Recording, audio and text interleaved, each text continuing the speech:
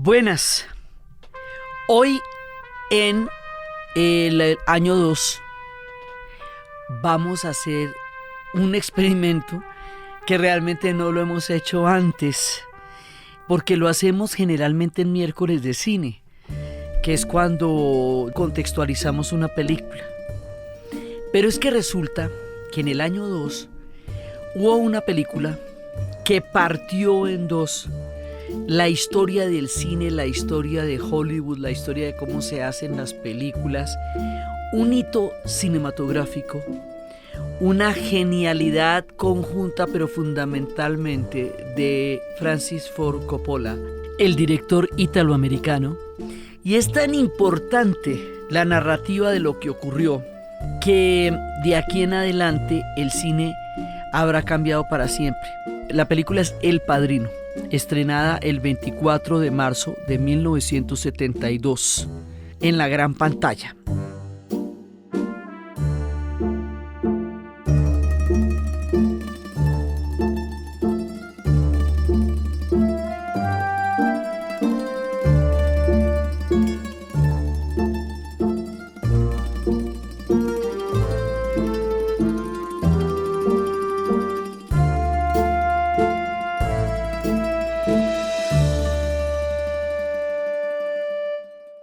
Entonces resulta que en esa época la televisión estaba en el auge mayor. Era la era dorada de la televisión, de todas las grandes series, de todos, de Perdidos en el Espacio, La Isla de Gilligan. Una cantidad de series que en ese momento habían creado ese mundo de la televisión que habría de definir la identidad de los Estados Unidos en la segunda mitad del siglo XX. Así que a los estudios de Hollywood, todo, Paramount, Metro-Goldwyn-Mayer, tenían que salir con algo demasiado tremendo. Tenían que hacer una apuesta verdaderamente grande para entrar en competencia con algo tan poderoso como era en ese momento la televisión en los Estados Unidos. Entonces van a hacer una apuesta a todo nivel, una apuesta muy arriesgada, una apuesta de todas maneras costosa, pero que habría más o menos que sacarlos de ese lugar de semipenumbra que podría llegar a aparecer el cine en el momento en que la televisión se hace tan valiosa, y eso que el cine está sufriendo toda una revolución. Estaban empezando a contarse las historias de los perdedores, estaban empezando a ver otro tipo de narrativas muy distintas, estaban empezando a contarse las historias de los vaqueros desde el punto de vista de los pueblos americanos originarios que fueron eliminados, estaban empezando a contarse las historias de las comunidades negras, estaban empezando a retomarse lentamente el erotismo en el cine. O sea, había un cambio muy grande en el cine, pero aún así la televisión iba de lejos, ganando la batalla por el entretenimiento del público norteamericano, que en ese momento era pues tan importante en la medida del universo, pues de lo que estaban viviendo. Es ahí, en esa época, cuando a Francis Ford Coppola, que estudió en la Universidad de UCLA, que estudió cine, que ya había tenido algunas experiencias, él ya había hecho Patton, no era tampoco pues un tipo que se bajó del bus allá en Los Ángeles, pero sí era un director muy joven. Y esta película vuelve a traernos el cine de autor, el cine de director. O sea, él va a tener toda la mirada de lo que es la película, y la película va a tener su sello, y de ahí en adelante los directores van a volver a tener una importancia capital. Es por esta película, ahorita les vamos a contar por qué, que va a ser posible La Guerra de las Galaxias, va a ser posible Lucas, va a ser posible Scorsese, va a ser posible Spielberg, van a ser posibles los grandes directores, y hoy en nuestros días hasta Tarantino viene de esta oportunidad histórica que van a tener los directores de ser quienes creen a partir de su dirección y de su concepción una narrativa cinematográfica, y esto va a ser un punto de parteaguas en esta historia. Entonces aparece Ford Coppola y empieza a dar su idea de cómo se va a direccionar esta película. Esta película trata una historia de los inmigrantes italianos insertándose dentro del modo de vida americano, del sueño americano. Los emigrantes italianos en principio llegaron en número superior a 1.000.000. Cuando se disolvió el Imperio Austrohúngaro, cuando empezó la unificación de Italia, en tiempos de Giuseppe Garibaldi, esa unificación de Italia es difícil, es una colcha de retazos, y hay pedazos de allá que van a quedar sin Estado y empobrecidos, especialmente el sur. La parte norte venía del Imperio Austrohúngaro y tenía un poco más de plante, pero la parte sur queda muy empobrecida, y allá en esas zonas, que muchas fueron tierra de nadie, van a salir grupos como lo que se llamarían después las mafias, como la Calabria, como la Cosa Nostra, como la Camorra, en Sicilia, Calabria, Nápoles. Eso sería parte de organizaciones que estaban allá y que de una u otra manera reemplazaban un Estado que nunca llegaba y nunca se ocupaba de la gente, por un lado. Va a llegar una gran migración a los Estados Unidos. Esa migración va a ser gradualmente integrada, mucha marginada. Ellos tienen un sistema rarísimo de discriminar a todas las nuevas migraciones que llegan. Es una tradición que ellos han tenido, una tradición de racismo xenófobo. Y a estos, como tenían un letrero en la ropa que decía WOP, Without Papers, porque mientras legalizaban su situación, eso era una manera de que la policía no los detuviera por no tener papeles, porque simplemente estaban en una transición de legalización. Bueno, después la palabra para discriminarlos sería WOP, Without Papers.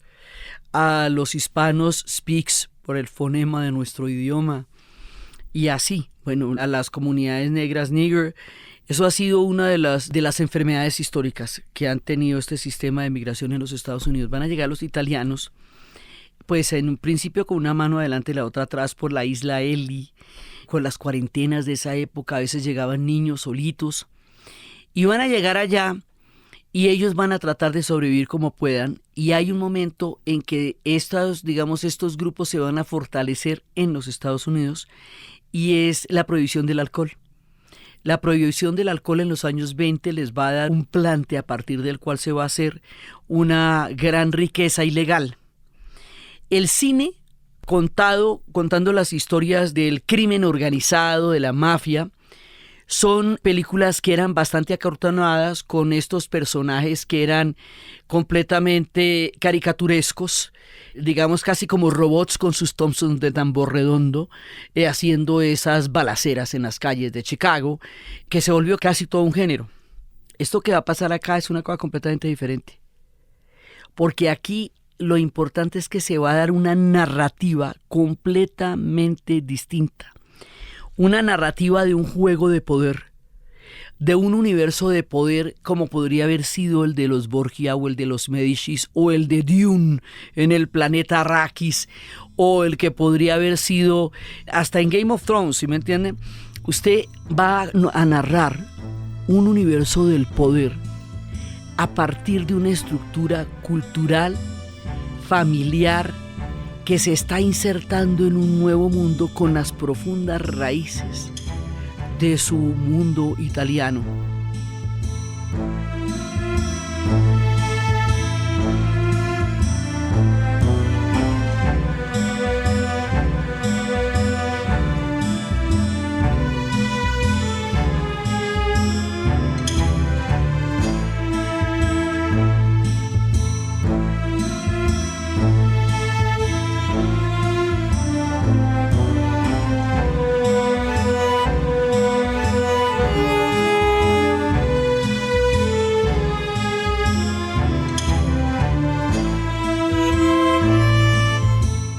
Entonces, aquí los personajes van a ser personajes que van a tener una cantidad de matices, de relieves, un tratado de la naturaleza humana de una sutileza increíble a punta de gestos.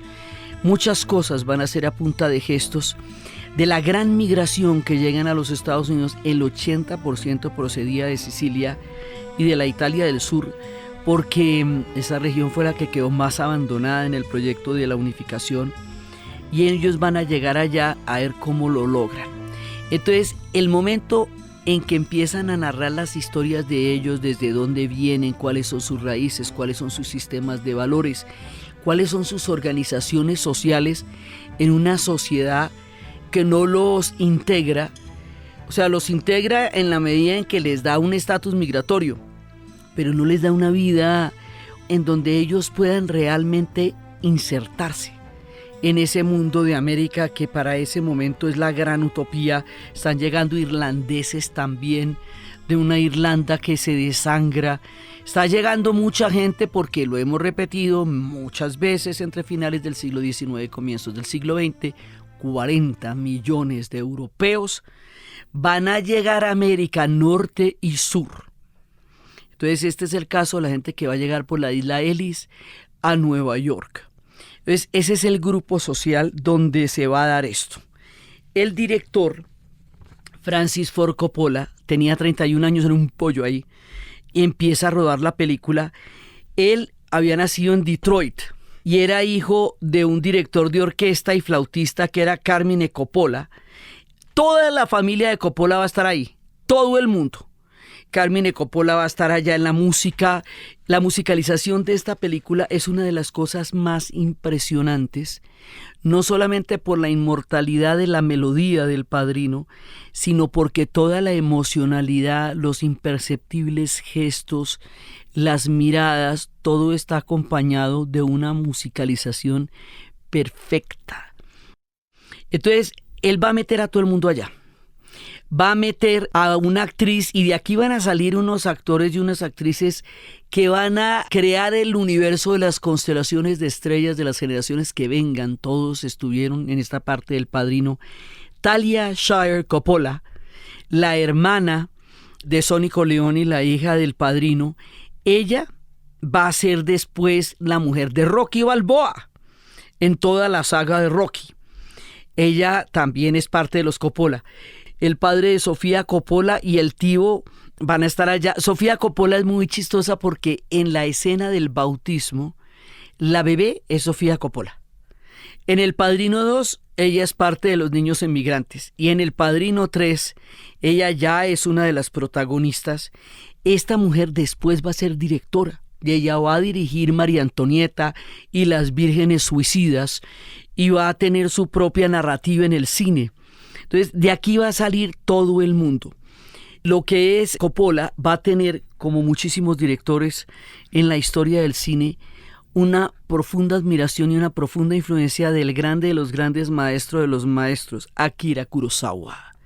Entonces, Akira Kurosawa les va a enseñar a narrar estas historias y va a influenciar a todo el mundo. Coppola venía del cine independiente. Había hecho películas de bajo presupuesto y uno de sus mentores era Roger Corman y va a ser uno de los que lo va a ayudar en esta época. Él va a ser parcero y amigo de George Lucas y acepta la oferta de dirigir El Padrino, que todavía no estaba como tan seguro, pero era una manera de conseguir recursos para su pequeña empresa cinematográfica. Nadie se imaginaba lo que iba a pasar con esto. Entonces tenemos, digamos, un director que es como el artífice de la magia de narración del Padrino. Ahorita vamos a ver por qué esto es tan impresionante a nivel de factura cinematográfica. Pero es que también va a ser un semillero de actores y actrices impresionante. Marlon Brando se va a ganar el Oscar por una de las actuaciones más grandes de la historia del cine. Él va a ser el Padrino y en esa medida van a permitir que los actores pongan parte de lo suyo. Marlon Brando ya en ese momento era un tipo demasiado importante en el cine. Y era inclusive un gran reto dirigir a Marlon Brando y que Marlon Brando permitiera que Coppola lo dirigiera a él cuando Coppola era el chiquito y Marlon Brando era ya en ese momento un tipo verdaderamente icónico en el cine. Entonces, desde el mismo casting que dicen que se puso los algodones, esos como lo que le ponen a uno la dentistería, y adquirió esa facción y ese acento, y de una vez entra y ya él queda en el casting, hasta detalles como el gato que está acariciando en la boda, que lo va encontrando ahí en los estudios y lo va incorporando al personaje. Esa escuela donde el personaje los toma, los posee completamente, la escuela de Stanislavski, donde el personaje lo posee, y este va a ser un padrino que va a generar un ícono en el cine totalmente increíble. Y él va a resurgir con ese papel porque además era un tipo problemático, era un tipo rebelde, era un tipo alcohólico, era un tipo de mal carácter. O sea, era un rollo dirigirlo, pero pues nadie podía hacer ese papel como él. Eso estaba perfectamente claro. Entonces ahí a sus 28 añitos va a surgir otro personaje, monstruo, Al Pacino.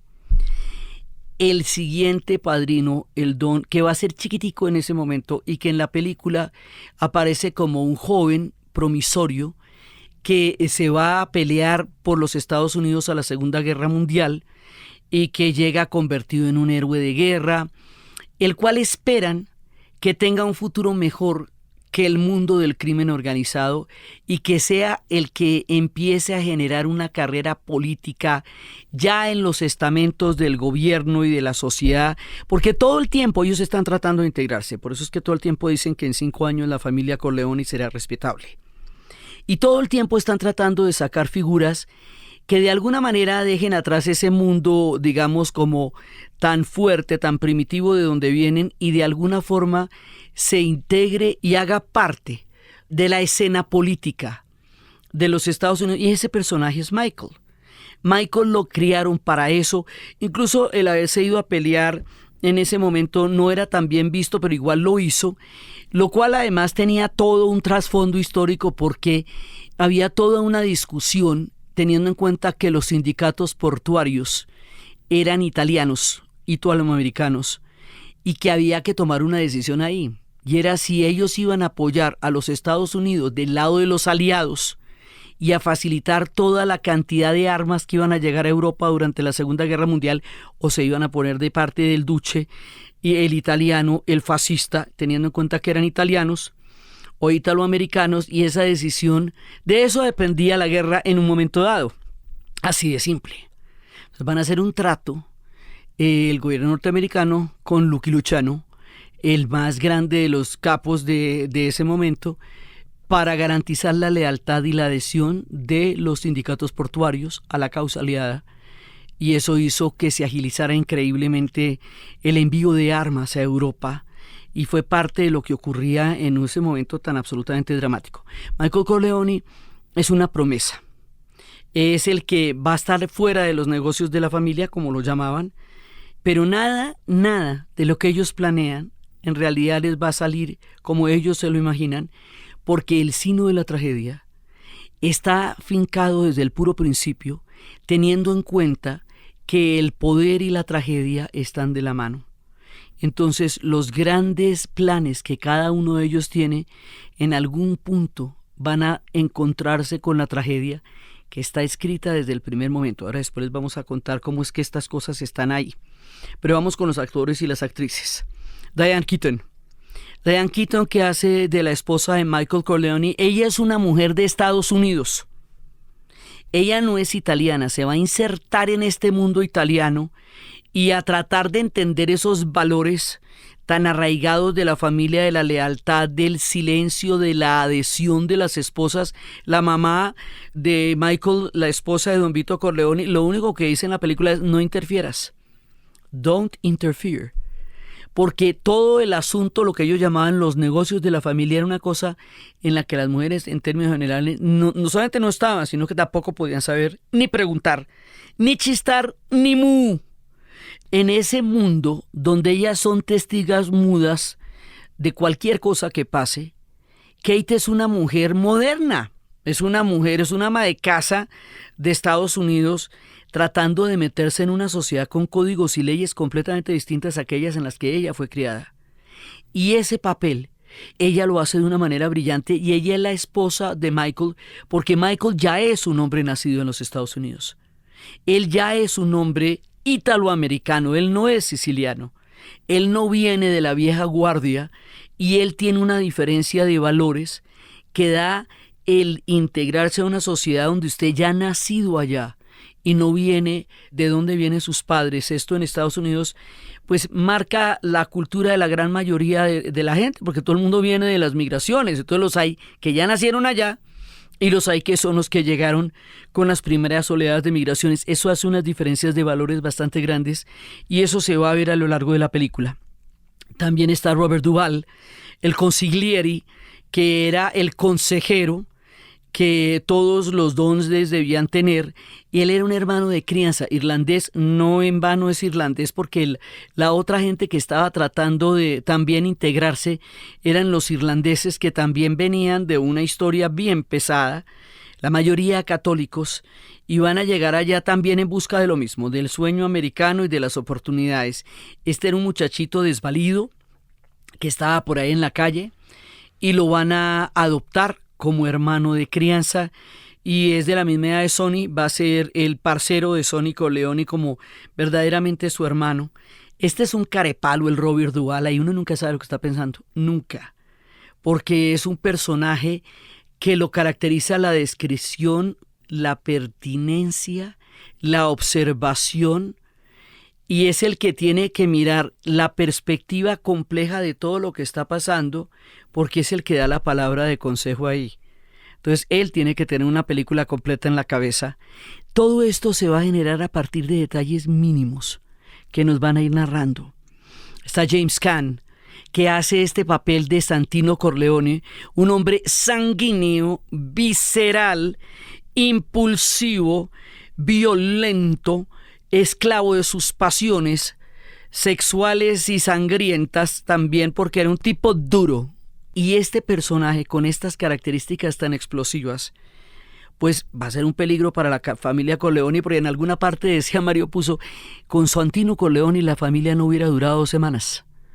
Porque el tipo compraba todas las peleas, era el más chacho, y al mismo tiempo era un defensor acérrimo de su hermana en una situación de maltrato totalmente tolerada por ella, y en la cual él llegaba a salvarla periódicamente de todas las muendas que le daban en ese matrimonio en donde ella estaba metida.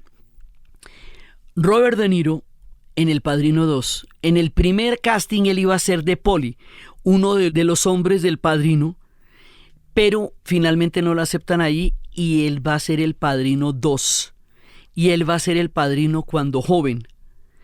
Y es tan impresionante el papel que esta es la primera vez en la historia que 2 actores se ganan un Oscar por un mismo papel. Marlon Brando por El Padrino, la película original, la primera, y Robert De Niro por la interpretación de la historia del padrino joven en El Padrino 2. Ahí Robert De Niro revela lo monstruo que va a ser para la actuación. O sea, es impresionante la actuación de Robert De Niro en El Padrino 2.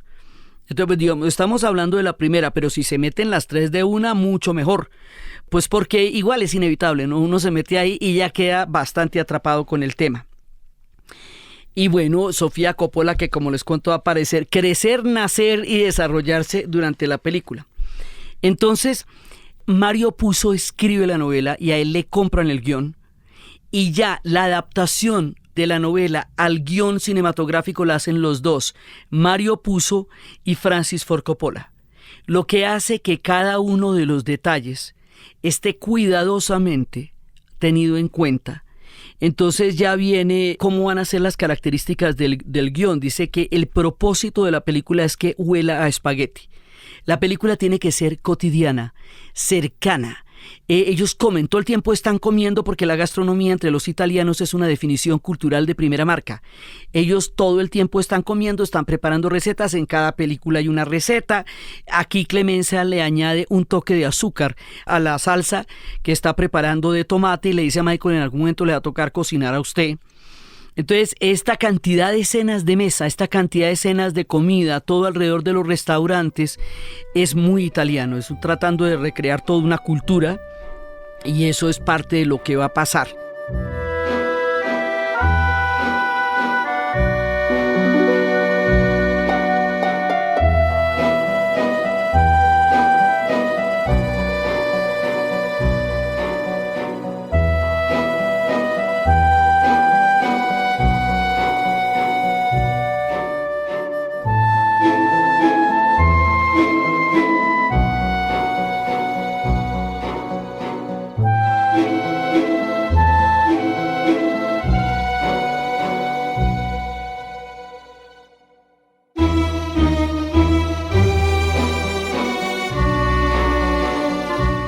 Esto es una película de época. el primer Padrino son 10 años. Ese Padrino va desde 1945 hasta más o menos 1955, época en la que ya viene el Padrino 2, que arranca de ahí a un tiempo más contemporáneo. Entonces, todo lo que va a pasar en la película, y aquí está la genialidad de todo lo que va a pasar, está en los primeros 10 minutos de la película del Padrino 1. Nosotros estamos tomando para este análisis la narrativa cinematográfica de Manuel Nieto, que es el que nos está iluminando con todo su estudio meticuloso, profundo y poderoso de cómo se analiza cinematográficamente El Padrino, que es a lo que estamos rindiendo homenaje en el año 2, a la producción cinematográfica y a la narrativa de esta película y la manera como fue llevada al cine. Así que Manuel Fernando Nieto nos va contando estas historias, y por ahí en el fondo está el alma de Richie, que siempre se va apareciendo en El Padrino.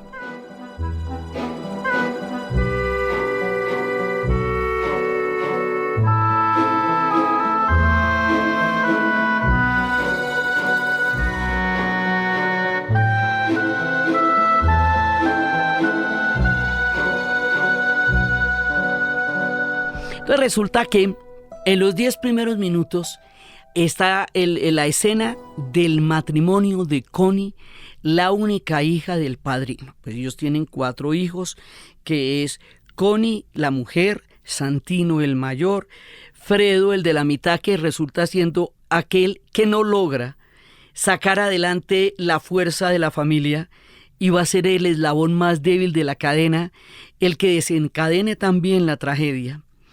Y Michael Corleone, el menor, que supuestamente era el que iban a crecer lejos de los negocios de la familia para que llegara a representarlos políticamente en otro nivel de inserción dentro de la sociedad norteamericana.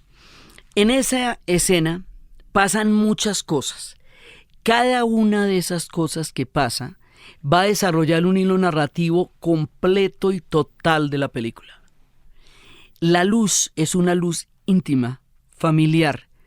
Es esa luz que se filtra por entre las persianas que oscurecen un día de sol radiante y luminoso. Es la oficina donde el Padrino está sentado recibiendo a aquellos que le piden favores que él no podrá negar porque es la boda de su hija. Y en la tradición, el día de la boda de su hija, el Padrino escucha a aquellos que le piden favores y no los puede negar porque es parte, digamos, de la generosidad de cuanto se va a dar. Mientras tanto afuera está el parrando, no, y está toda la familia. Y no solamente está la familia, sino están todos los allegados, todas las influencias, todos los que están alrededor, todas las demás familias del crimen organizado de Nueva York. Pues eso es lo que significa la familia. Pero también es una familia sanguínea, biológica. O sea, el término familia se usa en 2 sentidos. Se usa en la familia como la filialidad, papá, mamá, hermanos, primos, tíos, suegros, yernos, todo el mundo. Y se usa la familia como la organización como tal. Esa organización como tal tiene una figura de poder y autoridad que es el don. Y el don tiene una serie de hombres que van a trabajar para él, como sus caporales, y tiene un consigliori, un consejero, que es el que le va a estar diciendo qué hacer, digamos, el que va dándole su opinión mientras van sucediendo las cosas. Entonces hay una escena fuera de una fiesta fastuosa y hay una escena en el interior donde el Padrino va recibiendo la gente. Tanto en la escena de afuera como en el interior es donde van sucediendo los puntos que va a desarrollar la película. El desarrollo de los puntos que la película va a desenvolver a continuación es perfecto y es parte de lo que la hace una gran obra cinematográfica. No hay un hilo, no hay un diálogo, no hay una palabra que quede suelta en la trama tan absolutamente coherente y perfecta que va a desarrollar para contar esta historia. Y eso es de una genialidad impresionante. Hay un empresario de pompas fúnebres que le va a pedir que haga justicia porque su hija intentaron violarla, su novio y otro hombre. Ella se resistió y le dieron una golpiza increíble y ella quedó con la mandíbula unida por alambres. Y a los que le dieron la paliza le suspendieron la sentencia de 3 años por un golpe que era un intento de asesinato más o menos. Entonces el padrino le pregunta, ¿y usted por qué acudió a la policía en lugar de acudir a mí? Lo que muestra que hay un mundo al interior de ese mundo de los Estados Unidos que tiene sus propias organizaciones, su propio funcionamiento, sus propias leyes. Y el padrino dice, aquí es donde yo los puedo ayudar.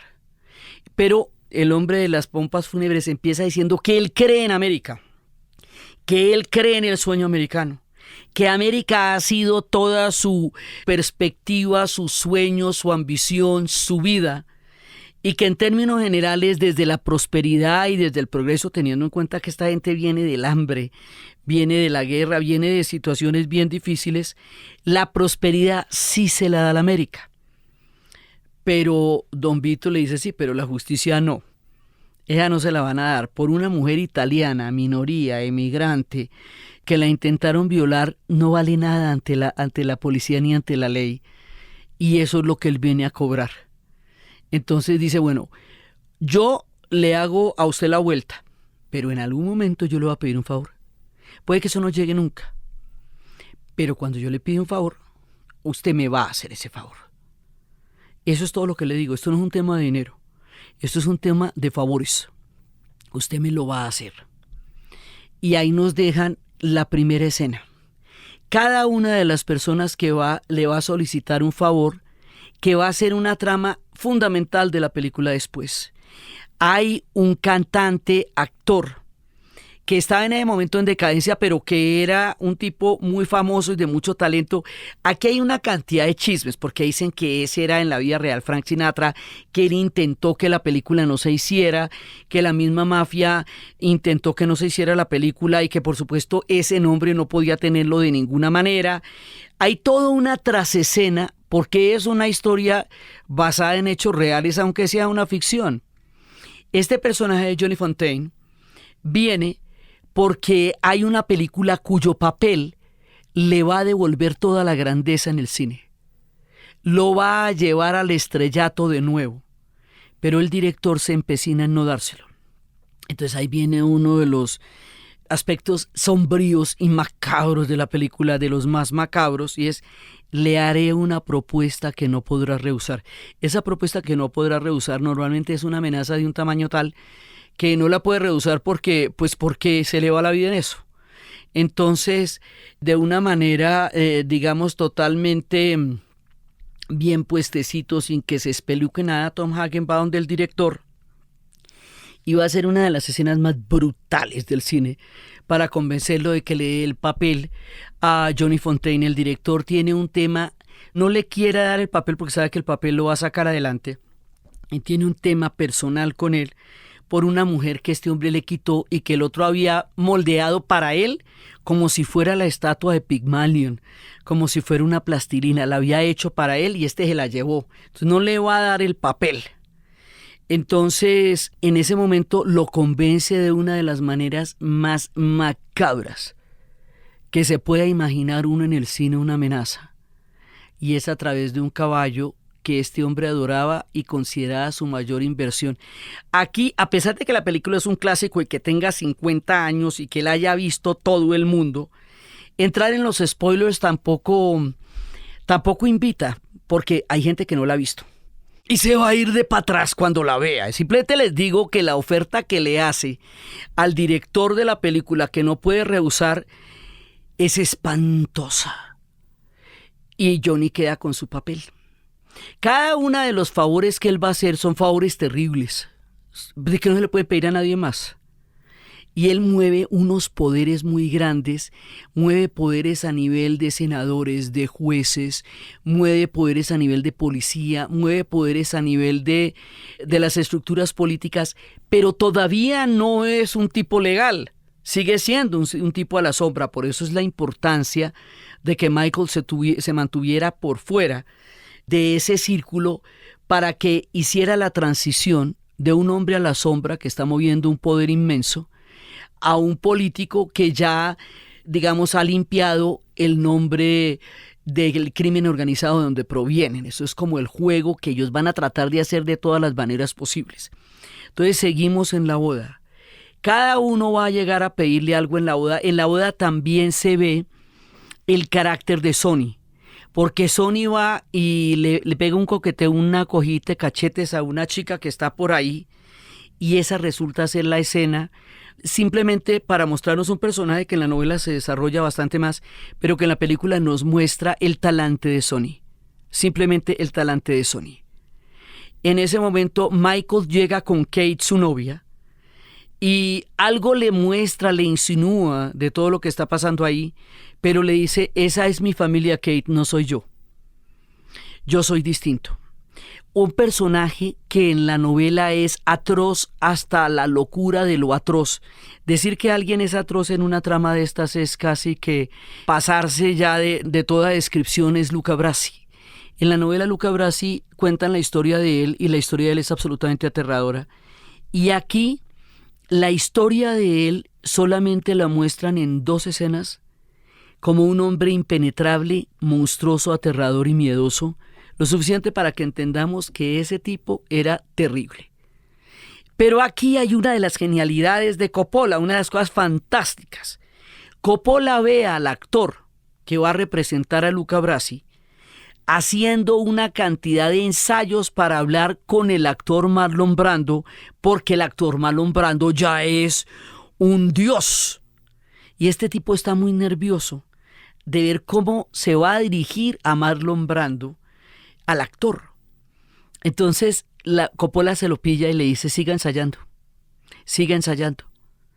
Y lo pone a hacer el papel de lo que está haciendo. O sea, cuando el tipo llega a hablar con el padrino para agradecerle que lo ha invitado, sigue repitiendo el ensayo de saludo y ni siquiera lo puede repetir bien.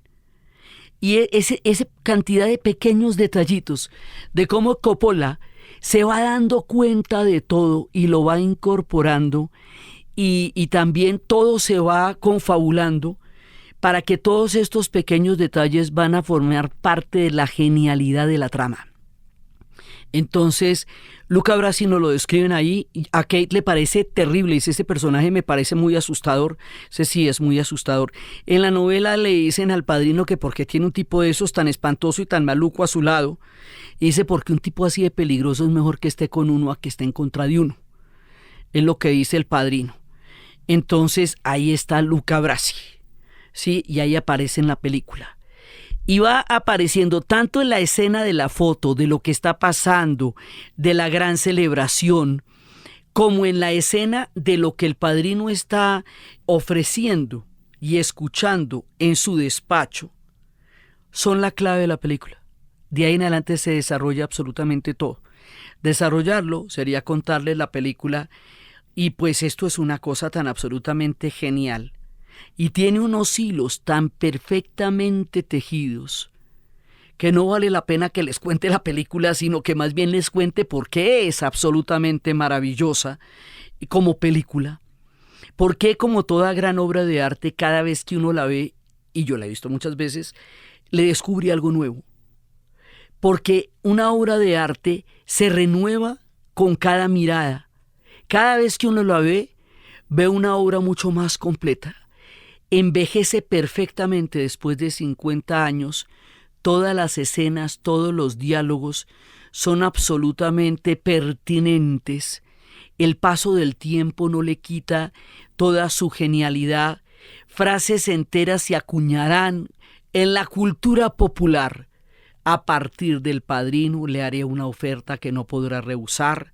¿Sí? Y hay todo un manejo de la luz y los espacios. Y cada uno de ese manejo de la luz y los espacios nos está dando el escenario, el clima, el nivel de intimidad, el nivel de gravedad o el nivel de amenaza del que estemos tratando en la película. Y esto se va desarrollando cada vez más.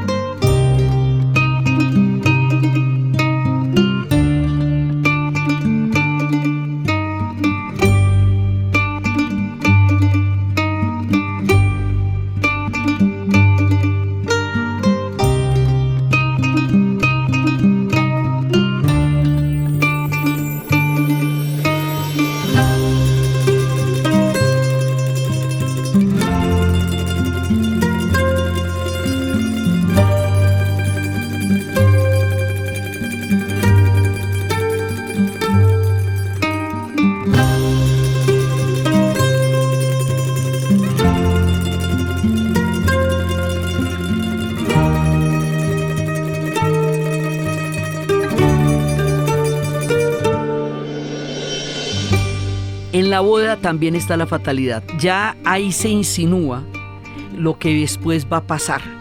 Entonces, dentro de lo que son los elipses, el elipse en el cine es un salto en el cual las cosas se van a desarrollar, pero no se muestra, sino que se insinúa cómo se van a desarrollar. El tratamiento de eso es absolutamente brillante, porque cada vez que una escena es necesario que ocurra, se sabe que va a pasar, se insinúa de una manera en la cual, mostrando el rostro de alguien o la cámara en otro lado, tú ya sabes que eso es lo que está pasando y ya sabes que eso es lo que va a pasar, porque hay un signo trágico que de todas maneras se cumple y se va a cumplir muchas veces. Entonces, por supuesto, Michael Corleone no va a poder quedar fuera de los negocios de la familia, no va a poder cumplir el sueño de ser la joven promesa, y un riesgo muy alto lo va a llevar a meterse en el corazón de los negocios y a convertirse en el siguiente don. Pero esa nunca fue la idea. Pero así pasa.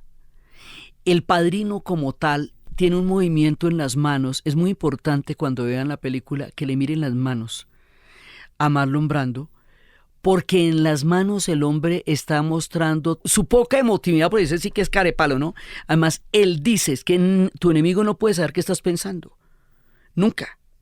Y cuando tiene una reunión importantísima y donde está su hijo Sonny presente, él dice, tengo una vulnerabilidad a mis hijos, los he consentido demasiado, hablan cuando deberían escuchar. Y luego le dices, nunca permitas que nadie sepa lo que estás pensando. Eso va a costar una tragedia impresionante en la película, el solo hecho de que Santino revele lo que está pensando. Entonces la emotividad del padrino está en las manos. Es en el movimiento de las manos donde uno puede ver lo que le molesta, lo que le preocupa, lo que lo aqueja, todo lo que su cara imperturbable no muestra, lo van a mostrar las manos. Por eso toca mirarle las manos a él y cómo Robert De Niro va aprendiendo ese gesto para llegar a ser el padrino grande en la segunda parte. Entonces resulta que aquí nadie va a lograr cumplir lo que quiere cumplir. Finalmente están en un escenario muy peligroso porque las otras familias, los Barsini, los Tartaglia, los Stracci, pues todos están en la puja por el control de los territorios del crimen organizado de la ciudad de Nueva York, por los casinos, por las apuestas, por la prostitución, por todo lo que significa el crimen organizado hasta ese momento. Hasta ese momento que es, digamos, como toda la era que corresponde al tiempo del padrino. Entonces, hay una puja permanente, hay cosas que se vienen, que se sabe que se vienen, hay un papel de las autoridades que están en complicidad con todo esto. Y la película cuestiona el sueño americano porque desde el puro principio, o sea, en este gran esfuerzo por formar parte del sueño americano, se dan cuenta, por un lado, que la justicia no está para ellos. Por otro lado, que la corrupción es mucho más grande de lo que ellos se imaginan.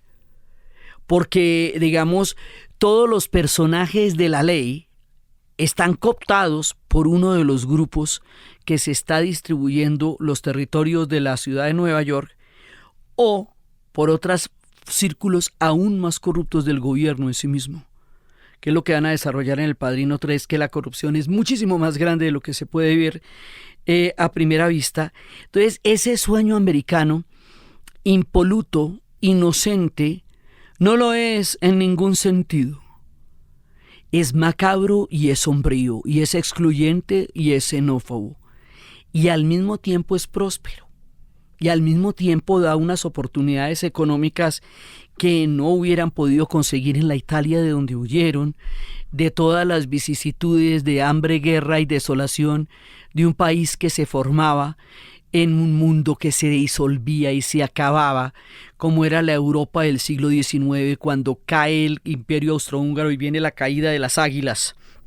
Después de la Primera Guerra Mundial, esos pueblos se vuelven pedacitos mientras se vuelven otra vez estados. En esos pedacitos que se vuelven es cuando viene la gran migración. porque mientras se ponen de acuerdo para la foto, eso es un caos. Uno no se imagina una Europa caótica, ni una Europa pobre, ni asolada por las guerras, porque la imagen que tenemos de Europa viene de la prosperidad de la posguerra, después de la Segunda Guerra Mundial, pero lo fue en una gran medida, o si no, no hubiera surgido ni los Estados Unidos ni Australia como pueblos si no hubiera sido por todo el gran éxodo de esta Europa rota de finales del siglo XIX y comienzos del siglo XX. La América era realmente el punto a donde llegar, y el sueño americano era lo que todo el mundo tenía en su vista, y aquí lo cuestionan y dicen, sí, pero no. O sea, usted sí va a hacer billete, pero esto limpio no es y suavecito tampoco. Entonces ellos se la tienen que ver con las autoridades, se la tienen que ver con los otros capos. Y aquí todo el mundo es trucho, pues estamos hablando del crimen organizado, entonces ahí nadie es querido ni nadie es regio. Y todos los demás también vienen de Sicilia y también comparten esos valores unos y otros comparten la idea de nuevos negocios que van a llegar en el crimen organizado. El negocio del narcotráfico se insinúa como algo que vendrá a partir de un personaje de origen italiano, como todos los demás, pero que apodan el turco porque está ligado con los sembrados de amapola de Turquía. Eso es algo que se juega ahí como algo que eventualmente va a pasar. En algún momento eso va a pasar. Y la apuesta de este tiempo del Padrino es el periodo antes de que eso vaya a ocurrir. ¿Y cómo y de qué manera van a enfrentar esa posibilidad que se cierne en el horizonte? Eso va a ser el punto de quiebre de las familias en ese momento. Entonces, esto es un juego de poder, como les digo, gigantesco. Hay un momento en que a uno de los personajes le dicen a usted que le gustaba la historia, ¿no? Esto se parece al Imperio Romano, aquí hay centuriones, aquí hay senadores, aquí hay emperadores, aquí hay legionarios. Y le dicen, ¿y se acuerda que cuando alguien traicionaba a alguien, le daban la daga para que se matara? Que era una tradición de honor en el Imperio Romano, que cuando alguien tenía demasiada alcurnia, no lo mataban, sino que le daban la daga para que se suicidara. A este personaje le refieren esa anécdota. No más. Entonces aquí todo nos va a llevar a un baño de sangre que se está aplazando y se está aplazando y se está aplazando mientras se declaran las posiciones y cómo va a quedar todo el mundo ahí. En ese punto Michael Corleone tiene que ir a Sicilia, tiene que huir por la decisión que hace su vida inevitable, su rumbo incontrovertible, su historia irreversible, y lo va a convertir en el Don. Eso tampoco los cuento porque es el nudo de toda la historia. Sí, eso es lo que lo hace a él atravesar un universo del cual él no se va a poder devolver. Después de esa decisión él no se va a poder devolver. Y la historia de Kate, una mujer tratando de entender eso, sometida a los vaivenes de esta situación, la historia de él en Sicilia, los diálogos en los cuales en una sola frase se define el destino de alguien. La parte de Sicilia es muy importante, porque la parte de Sicilia es la que nos cuenta de dónde vienen, cómo son sus costumbres, que dicen que las mujeres allá son más peligrosas que las escopetas porque fulminan a los hombres con un rayo amoroso que los enloquece a sus pies. Entonces Michael le dice a uno de los diálogos, es que los diálogos son impresionantes, le dice, dígale que esa mujer tan preciosa, dígale que yo me llamo Michele Corleone y estoy acá. Mucha gente podría matar por esa información, pero si usted llega a revelar algo, su hija se quedaría huérfana en lugar de tener un esposo. Ahí queda todo dicho. Entonces, hay una cantidad de frases y frases y frases en donde toda una situación es descrita en una sola frase. Los diálogos, todo el tiempo los diálogos se van a inmortalizar. Cuando el padrino dice, yo soy un tipo supersticioso, mi hijo habrá de regresará de Sicilia, pero es que si le llega a pasar algo, por ejemplo, que lo parta un rayo, por ejemplo, que lo coja una bala perdida, por ejemplo, que se muera de alguna enfermedad, yo que soy supersticioso los culparé a ustedes y eso no lo voy a perdonar. Cuando hacen la paz entre las familias, más que una paz, una tregua.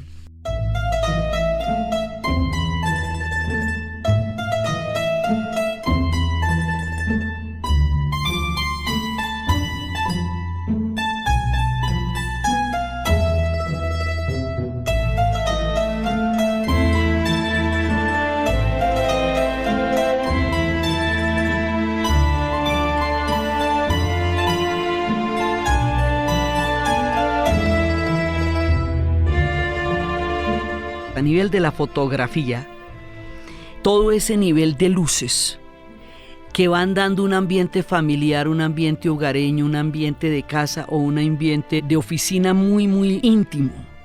El claroscuro, el manejo de la luz, las sombras, todo ello va a llevarnos a un ambiente permanente. El único momento frío es en el momento en que el padrino está en la clínica. Después del atentado hay una luz completamente fría y hay un momento en que no estamos en esa calidez, y es el contraste entre esta calidez familiar y toda la mano de lo macabro que se está dando allá. El maquillaje de Marlon Brando en sí mismo es una obra de arte, y este hombre metido en ese maquillaje, en esa forma como le anchan las mandíbulas, cómo le rellenan los cachetes, cómo habla con esa dificultad, cómo lo envejecen mucho más. En esa época no se tenía toda la técnica de maquillaje y efectos especiales que se tienen hoy día. Eso es uno de los grandes efectos, el personaje del padrino, convertir a Marlon Brando en el padrino. Y al interior todo es esa luz de claroscuros que nos hace sentir siempre que estamos en la casa de una familia.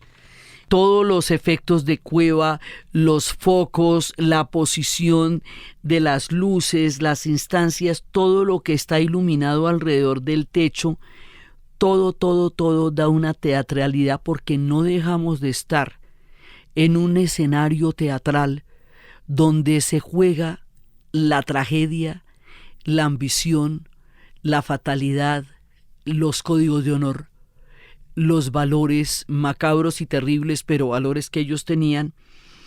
Y esto se va a poder conjugar con un realismo que hace que todas las escenas lo inviten a uno a formar parte de eso que está pasando ahí. Como los personajes son tan supremamente trabajados, cada uno de esos personajes tiene matices. Esto es una cosa impresionante del Padrino, porque digamos, ya en el futuro, cuando uno ve Game of Thrones, todos los personajes de Game of Thrones mutan. Y usted puede llegar a sentir pesar por personajes que ha odiado terriblemente, porque son multifacéticos. Esa manera de narrar, que usted pueda llegar a compadecer personajes monstruosos y a tener empatías por seres verdaderamente despreciables, porque muestran todas las facetas de lo que es la naturaleza humana en su complejidad. Eso es parte impresionante de la narrativa de Coppola y de la manera como llevan esto al cine. Y hay, por ejemplo, elementos en la novela, que es cuando Tom Hagen le cuenta a Kate qué hay detrás de todo lo que pasó.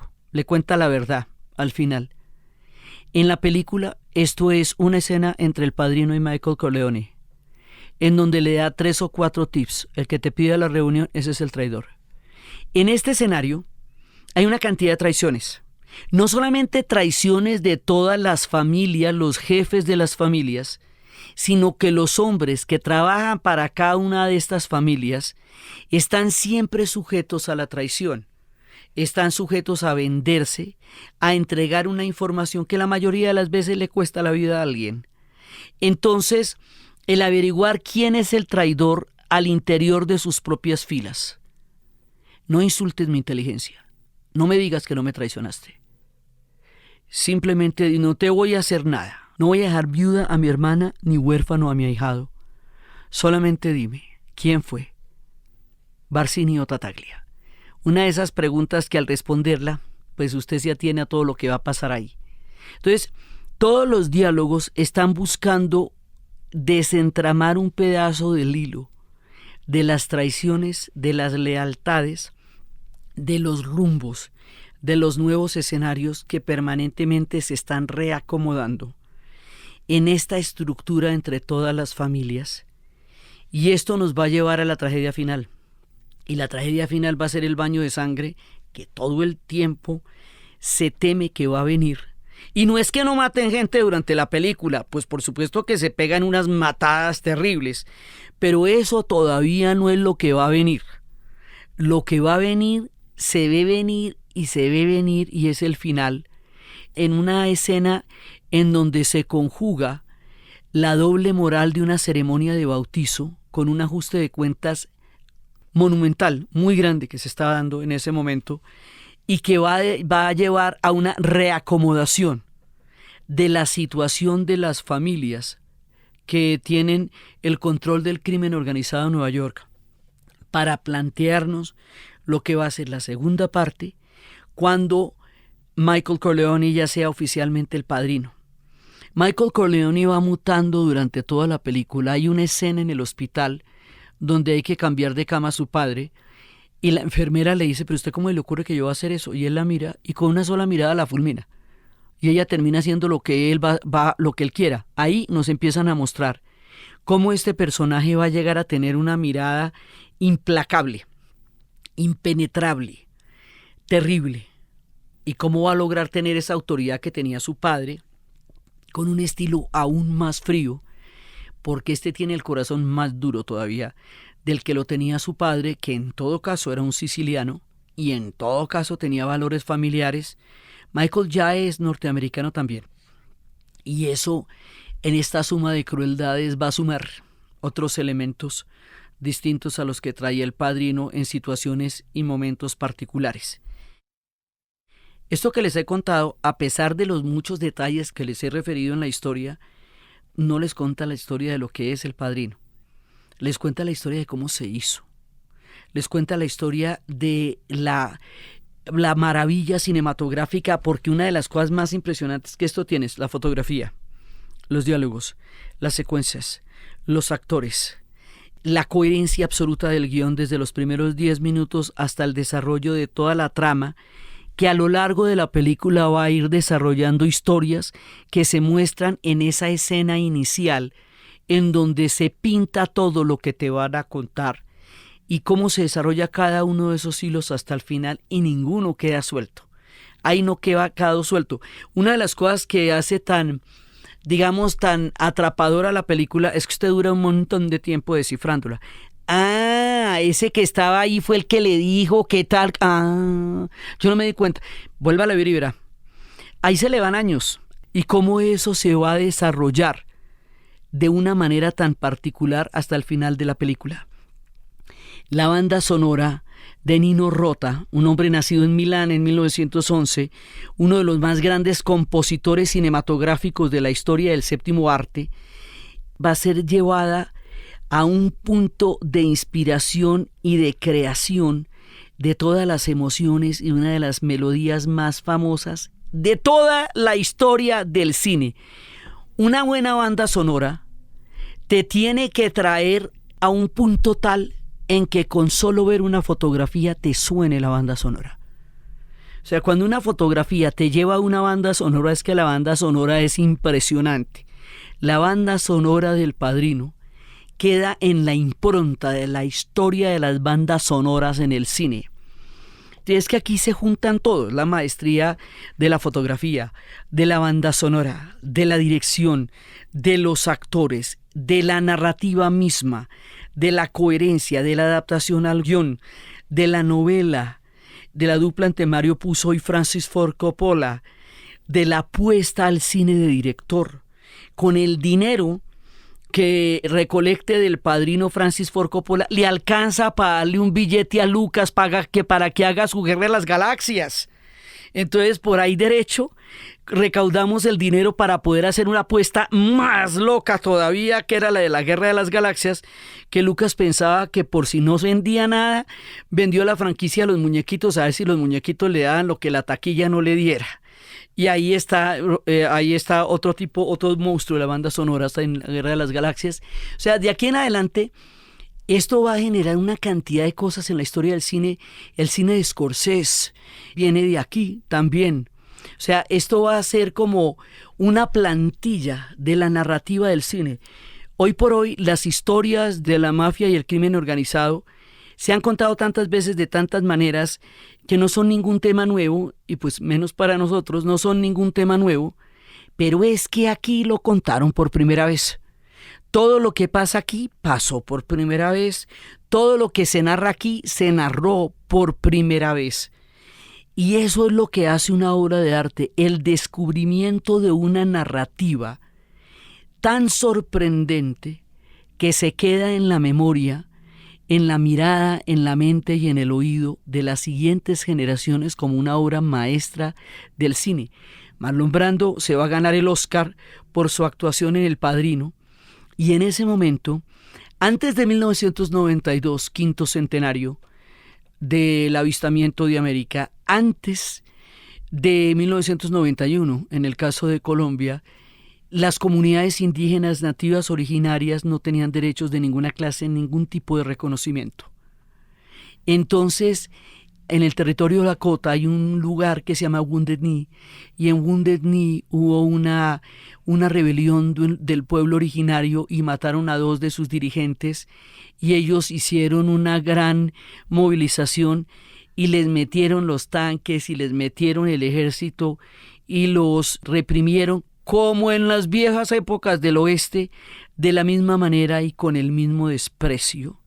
Hay un libro que se llama Dejé mi corazón en Wounded Knee. Wounded Knee significa rodilla herida.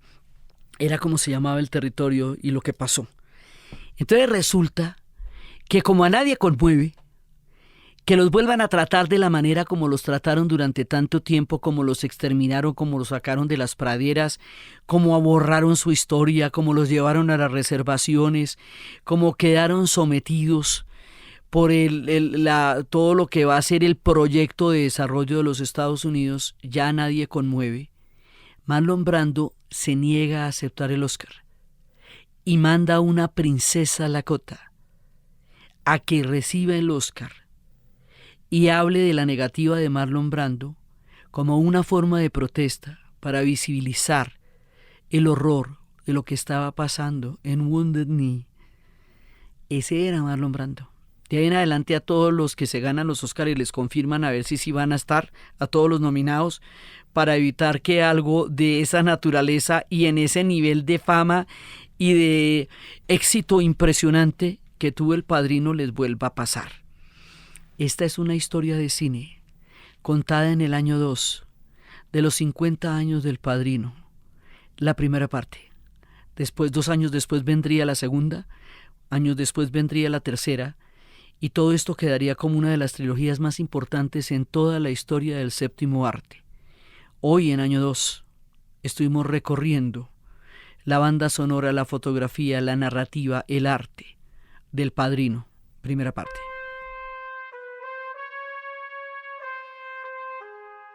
Entonces, desde la narrativa del séptimo arte, desde la genialidad de Francis Ford Coppola, desde la banda sonora, desde la adaptación del guión, desde la actuación de Marlon Brando, desde toda la conjunción de formas de arte para narrar en el cine algo que sobrevivirá tiempos y generaciones, para contarnos el truco fantástico de narrar historias a través del arte cinematográfico, en la narración de Ana Uribe. Y para ustedes, feliz día, cualquier día que ese sea.